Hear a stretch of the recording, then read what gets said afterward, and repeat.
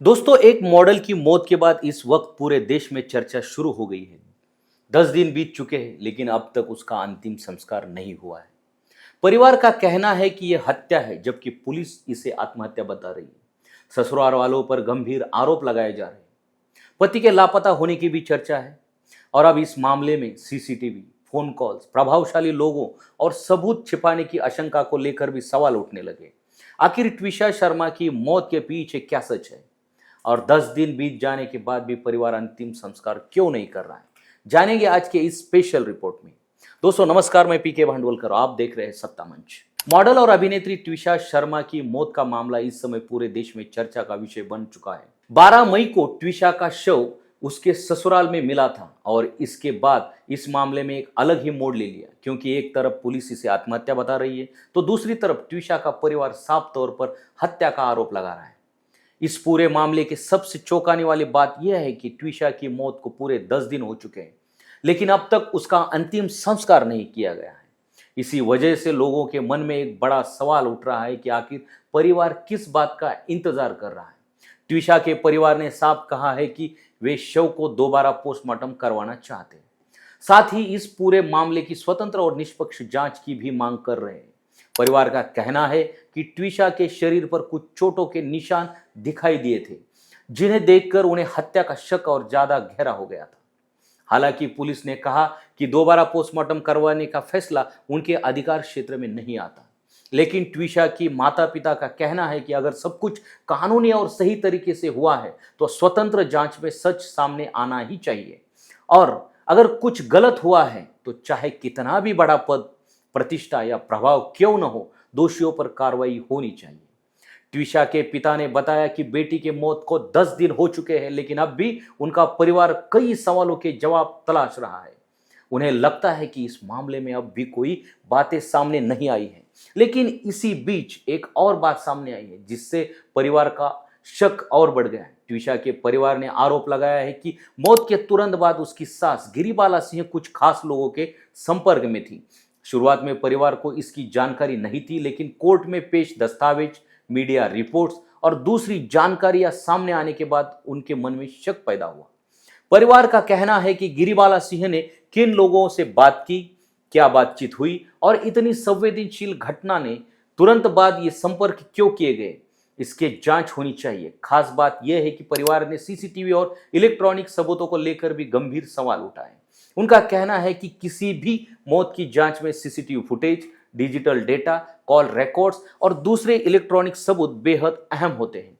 इसलिए इन सबूतों से जुड़े लोगों से संपर्क क्यों किया गया, इनके पीछे क्या मकसद था, इसकी फॉरेंसिक जांच होनी चाहिए। ट्विशा के परिवार ने यह भी कहा है कि वे किसी पर सीधे आरोप नहीं लगा रहे, लेकिन जिस तरह कुछ घटनाएं हुई, जिस समय कुछ फोन कॉल्स हुए, उससे उनके मन में कोई सवाल खड़े हुए हैं और उन सवालों के जवाब निष्पक्ष जांच से ही मिल सकते हैं। इस बीच इस मामले में एक और बड़ी जानकारी सामने आई है। भोपाल कोर्ट ने ट्विशा के शव का दोबारा पोस्टमार्टम करवाने की अनुमति से देने से इनकार कर दिया है। इसके बाद परिवार की लड़ाई और भी मुश्किल हो गई है। इस मामले पर भोपाल के पुलिस कमिश्नर संजय कुमार ने भी बड़ा बयान दिया है। उन्होंने कहा है कि 12 मई को शव मिलने के बाद पुलिस ने पूरी जांच की, पोस्टमार्टम किया गया, उपलब्ध सबूतों की जांच की गई, लेकिन कहीं भी हत्या के संकेत नहीं मिले। उपलब्ध सबूतों के आधार पर यह आत्महत्या का मामला लगता है, लेकिन दूसरी तरफ ट्विशा के माता पिता ने पुलिस की जांच पर सवाल उठाए। उनका आरोप है कि ट्विशा की मौत के बाद उसकी सास ने न्याय व्यवस्था से जुड़े कई लोगों को फोन किए गए। परिवार को शक है कि जांच को प्रभावित करने या दिशा बदलने की कोशिश की गई हो सकती है। इतनी ही नहीं, परिवार ने यह भी दावा किया है कि जिन लोगों ने ट्विशा के ससुराल में सीसीटीवी लगाए थे, उनसे भी संपर्क किया गया था। ऐसे में अब सवाल उठ रहे हैं कि सीसीटीवी फुटेज में छेड़छाड़ तो नहीं हुई, ये सबूतों को प्रभावित करने की कोशिश तो नहीं की गई। परिवार ने कहा है कि उन्होंने उन फोन कॉल्स की लिस्ट भी सार्वजनिक की है और उनकी गहराई से जांच की मांग की है। इस बीच इस मामले की एक और चौंकाने वाली बात सामने आई है। ट्विशा के पति समर्थ सिंह को मौत के बाद से लापता बताया जा रहा है। वह कहाँ है, पुलिस के संपर्क में है या खुद को दूर रख रहा है, इस बारे में अब तक कोई साफ जानकारी सामने नहीं आई है। समर्थ सिंह पेशे से वकील है, जबकि उनकी मां गिरिबाला सिंह रिटायर्ड जज है। ऐसे में इस मामले में प्रभावशाली लोगों के नाम जुड़ने से चर्चा और तेज हो गई। ऐसे में इस मामले में प्रभावशाली लोगों के नाम जुड़ने से चर्चा और तेज हो गई है। हालांकि दूसरी तरफ गिरिबाला सिंह ने भी ट्विशा के परिवार पर गंभीर आरोप लगाए। उनका कहना है कि पिछले 5 महीनों में ट्विशा के माता पिता उससे मिलने तक नहीं आए थे। उन्होंने आरोप लगाया है कि ट्विशा की खूबसूरती का इस्तेमाल करके उससे पैसे कमाए गए और अब उसके अंतिम संस्कार से भी इनकार किया जा रहा है। गिरिबाला सिंह ने यह भी कहा है कि उन्हें जांच एजेंसियों और सच पर पूरा भरोसा है। उनका दावा है कि ट्विशा को कम उम्र में ग्लैमर की दुनिया में धकेला गया और बाद में परिवार ने उससे दूरी बना ली। इसके अलावा उन्होंने ट्विशा की मानसिक स्थिति को लेकर भी कुछ दावे किए हैं। उनके मुताबिक ट्विशा का मानसिक इलाज चल रहा था। उसे काउंसलिंग के लिए मनोचिकित्सकों के पास ले जाया जाता था। कुछ दवाइयां भी चल रही थी। साथ ही उन्होंने कहा कि उसके व्यवहार में भी कुछ बदलाव दिखाई दे रहे थे। गिरिबाला सिंह ने यह भी आरोप लगाया है कि ट्विशा ने गर्भावस्था के दौरान गांजा का सेवन करने के बाद खुद इस बात को स्वीकार किया था। हालांकि इन आरोपों पर ट्विशा के परिवार ने नाराजगी जताई। फिलहाल इन आरोप प्रत्यारोप की वजह से मामला और ज्यादा उलझता जा रहा है। एक तरफ पुलिस इसे आत्महत्या बता रही है, दूसरी तरफ परिवार हत्या का आरोप लगा रहा है। वही फोन कॉल, सीसीटीवी, प्रभावशाली लोग, मानसिक स्वास्थ्य, ड्रग्स के आरोप और लापता पति जैसी बातों ने लोगों के बीच और ज्यादा भ्रम पैदा कर दिया है। अगर ट्विशा के करियर की बात करें तो वह मूल रूप से नोएडा की रहने वाली थी। उसने 2009 से 2012 के बीच मॉडलिंग की दुनिया में कदम रखा था। शुरुआत में काफी संघर्ष रहा, लेकिन मेहनत, आत्मविश्वास और लगन के दम पर उसने अपनी अलग पहचान बनाई। उसके करियर का सबसे बड़ा turning point miss Pune beauty contestant जीतना था। इसके बाद उसके लिए विज्ञापन, मॉडलिंग और एक्टिंग की दुनिया के दरवाजे खुल गए। ट्विशा ने कई विज्ञापनों में काम किया और तेलुगु फिल्मों में भी नजर आई। मुगुरु मोना गल्लू उसकी पहली तेलुगु फिल्म थी।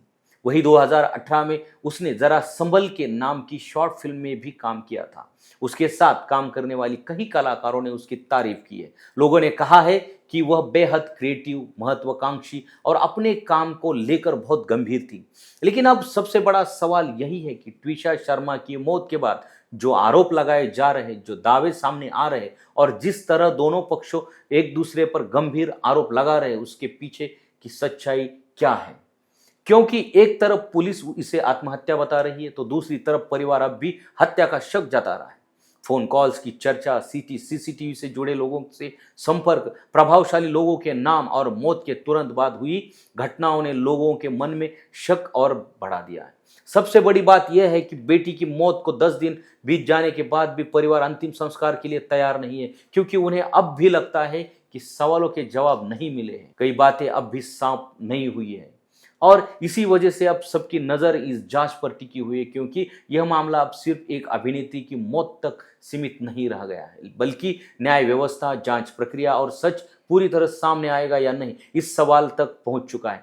अब आगे जांच में क्या सामने आता है, किसके दावे सही साबित होते हैं और ट्विशा शर्मा की मौत के पीछे का असली वजह क्या थी, यह आने वाला समय ही बताएगा। आपको क्या लगता है, ये मामला आत्महत्या है या इसके पीछे कोई बड़े सच छिपा है? अपनी राय हमें कमेंट करके जरूर बताइए। वीडियो पसंद आया तो लाइक करिए, शेयर करिए और सत्ता मंच चैनल को सब्सक्राइब करिए और सत्ता मंच इंस्टा पेज को फॉलो करिए।